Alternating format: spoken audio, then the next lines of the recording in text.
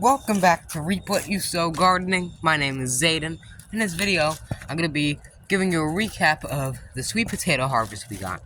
So let's do this. Wow. So we have, I pulled the vines already, and I already harvested a couple off camera.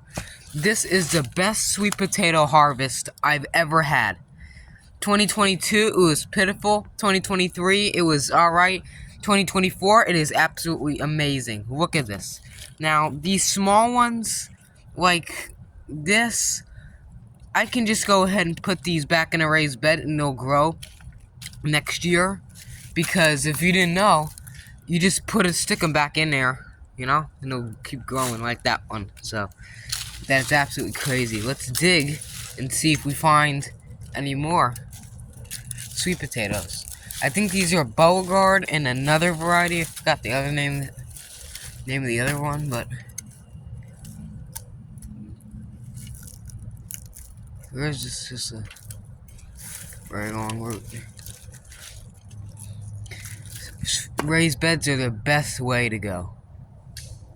And this grub, I can show you what we do with these grubs.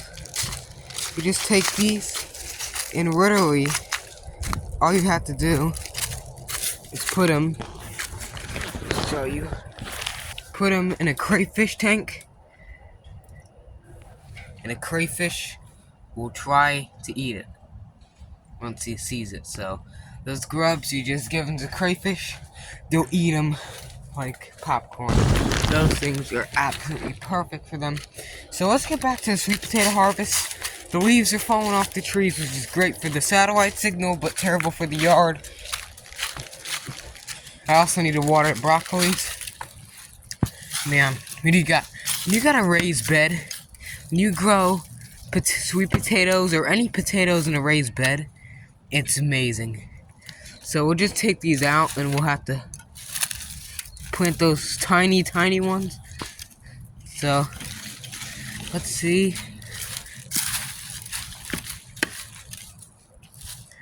Wow, I really think that we did a great job this year.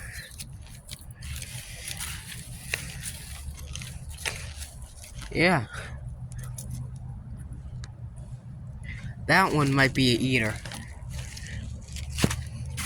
It's absolutely crazy. You should have seen my reaction. I don't know why I didn't film it. It's a tomato. Leave that in there too. I don't know why I didn't film it, but you should have seen my reaction. It was absolutely hysterical.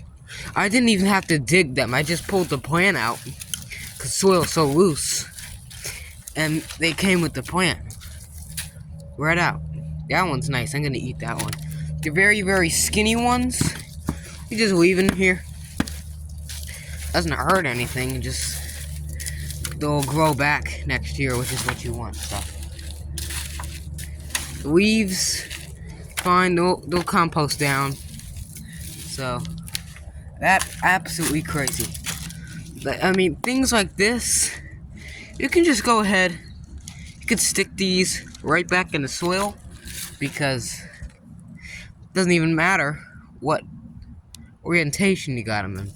Stick them in like that, they'll come back next year, stick them in, and they'll start growing sweet potatoes. Does not matter what orientation you put them in.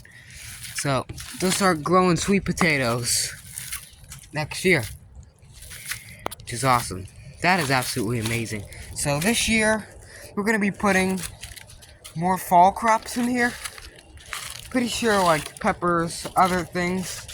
We're going to be putting fall crops in here. But look at that. Look at these sweet potatoes. These are absolutely giant. That's absolutely amazing. That's going to be a thumbnail for this video.